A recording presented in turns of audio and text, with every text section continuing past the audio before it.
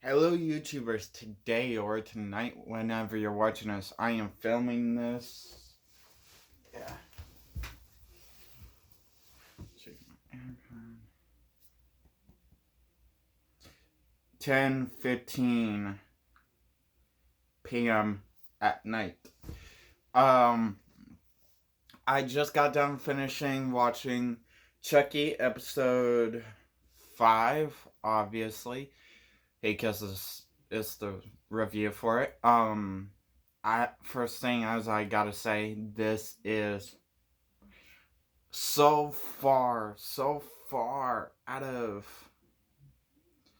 episode 1, 2, 3. Oh, wait, no, not. This isn't episode 5 review. This is episode 4. Episode 4 review. Out of episode 1, 2, and 3. Not trying to be mean to Jake, Devin, and Lexi. And the new girl in the group. Um. I can't remember her name, but anyway, episode 4. We're on episode 4, and we have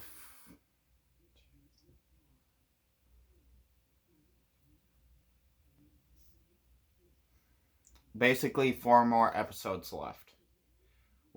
We just watched the 4th episode. We have 4 more episodes left to watch. But anyway, out of the 3 first episodes, not trying to be mean to the group, Jake, Devin, and Lexi, and the new girl, but this episode 4, man, yes, we rarely got an inch of Chucky in this episode. Barely any scenes of Chucky. But it's fucking worth it. This episode was fan-fucking-tastic. This is like this, out of this season, this 4th episode is like my top favorite episode out of this season so far. I like how I was really mad. If you guys watched my last review, you guys could tell I was really mad because we didn't get to see Glenn and Glenda. Them/they. In the last episode, but honestly, I gotta say, it was worth the fucking wait. It was worth it.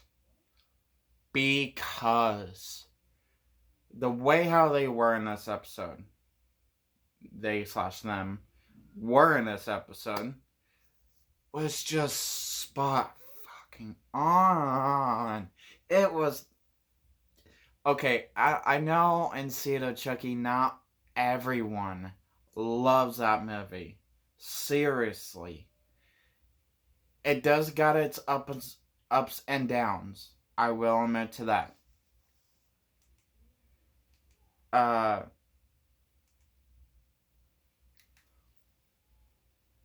But it's grown on me. It really has. And this episode, when they brought in Glenn and Glenda, them/they, it was just perfect. Do I have any negatives? No, I do not. I have no negatives. I just have full positives. Like how we finally get to see Glenn and Glenda. But I'll just get right into it and stop blabbing away. We start out with the episode where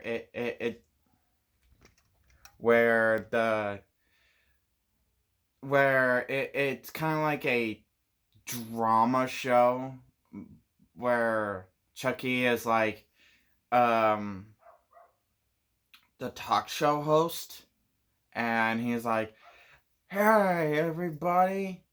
But before then, it actually did do its whole thing of explaining what happened in the last episode, yada yada yada, blah blah blah. But not typically on the last episode exactly. It more talked about what happened to kind of give us a reminder of what happened in Seed of Chucky if we don't have the movie, and even if we do, it was great to see what we got to see as a reminder. Um and basically at the and also uh where we kind of left off at the end of the second episode, I want to say. Where we see Tiffany on her knees and saying, Glenn, Glenda, come to mama. I did that really well. Boy. Um, I will also say spoilers ahead. If you guys don't care about spoilers, then go ahead. Continue watching this video. If you do, turn away now. I will not be mad. Also, if you're a newcomer, don't forget to hit that follow button, that like button, and yeah. So anyway, from basically from the intro of a reminder from Cito checking the ending of episode 2, and then Chucky talk show host scene, which we also, before we get more into the episode, we also see Chucky, well, the bride doll, the bride doll that we see in the Bride of Chucky before Tiffany got her soul sucked into the doll and before she remodeled the doll into her own design look. Um, and also in the first episode of Chucky of season 2. We got to see the doll again, sitting right like the next chair over to Chucky. And he asked her, and I was waiting. He asked her a question, which was, "Are you excited to be on the show? What are you um just just so far as I can remember, just that question. Are you excited to be on the show? Are you excited to return?" And I was waiting for her to say something, and even though I think if Don Mancini is gonna have that doll possessed, I should have known he wasn't gonna give that giveaway, that feeling moment out right there and then in this episode. I think he's gonna wait a little longer to say, yeah, this doll's possessed the whole entire time. And you guys didn't see it coming. When actually most of us are.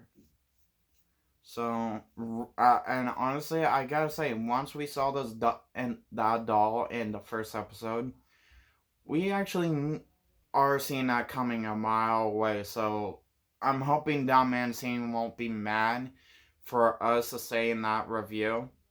Basically, we saw that coming a mile away.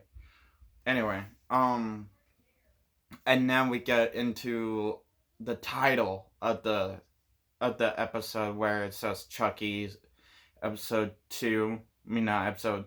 Basically, Chucky and episode, what episode it is, and the title of the episode. And the way how it formed Chucky's name this time is a bunch of TVs, which I took that by more further into the episode, which it kind of didn't make sense since it was just a bunch of TVs that that Tiffany was looking on her phone the whole time because of the cameras, and I'm like, unless actually rethinking about it, it's because he was a talk show host in the beginning and end of this episode, so that could be it too. Anyway, and it had, and on the little TVs that was forming his name, had like different, like it was paused on a different frame of Chucky from, I think, like from each scene, like probably from season 1, probably this season, and so on and so on. But there was that, and then it went on to like, and then it had Act 1, Act 2, Act 3, Act 4, Act 5, and yeah. Um, but we return where we left off, where we saw Tiffany, and honestly, I was really mad at that point. After I saw how she welcomed, okay, Glenn, I was pissed. I really was. Because for Tiffany to quote herself that she's not just a lesbian, that she's bi, I'm like, okay. She welcomes Glinda, that still prefers, that they quote, that not just Glenn, not just Glinda, them both quote, they prefer to be announced as them/they, which is actually really funny because that's actually a title of the horror movie that Kevin Bacon just starred in, the that was in theaters this past year. But that Glenn and Glenda did announce that they would prefer to be announced as them/they instead of being the sex they are supposed to be, because they're not just gay, they're not just lesbian, they're not bi. Well, to a certain point they're bi, but like they're not. They don't know what sex to be either. They don't know to be. They don't know to be bi. They don't know if they should be sex gender or whatever. So they just go by they them/they. So um uh, um which honestly, it just really agitated me, because she's like, Glinda, come here, give Mama a hug. And she just pushed Glenn out of the way, not even realize that he's there, or she, them/they. And I was just really pissed because I was just like, But more further into the episode, you actually realize she doesn't just ignore Glenn, she also ignores Glinda.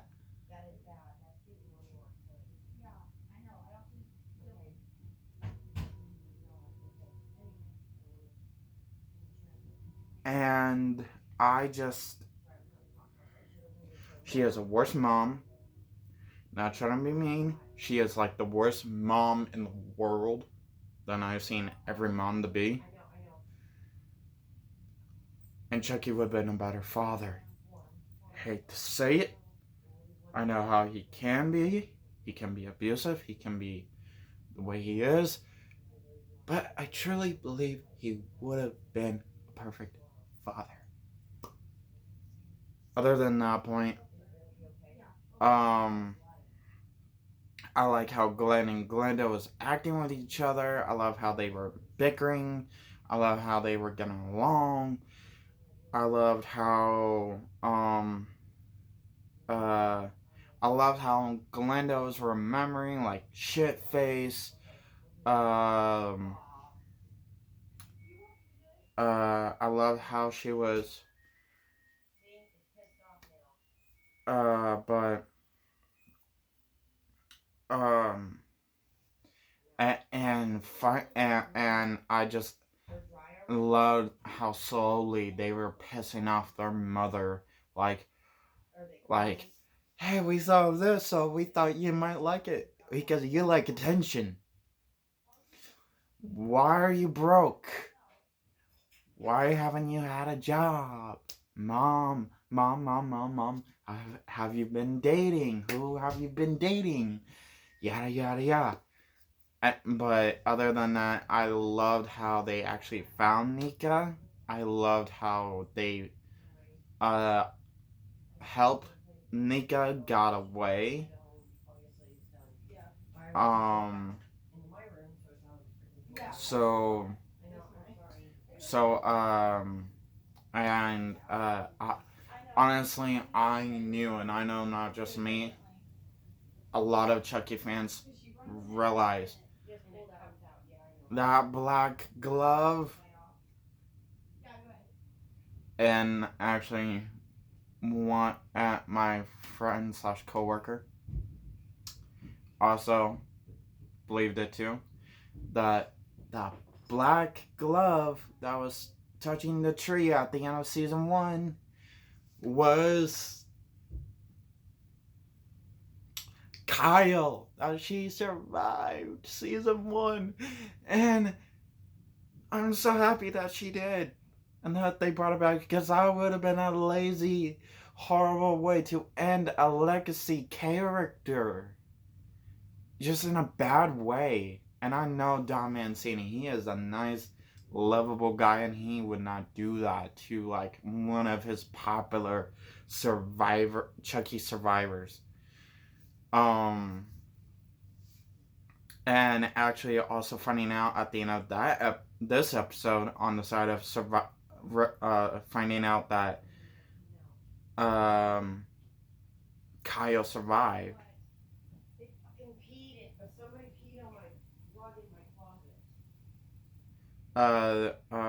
That Glenn and Glenda was helping Andy and Nika. I mean, not well, okay, to a certain point, Nika, but Andy and Kyle. So, um, and I am deeply excited to see the next episode more than I. Not sure what I mean. Okay, after episode 1, episode 2, and episode 3, I was like, I mean, I was excited to a certain point, to a little point. But now, after watching this episode, it like skyrocketed. I am deeply excited. I am blown away for the next episode to see Glenn just tear her mother limb from limb, of question by question. Who's Tiffany Valentine, and just who is Chucky? Is he my father? Is he who is he? And what the hell was my past? And stuff like that. And so,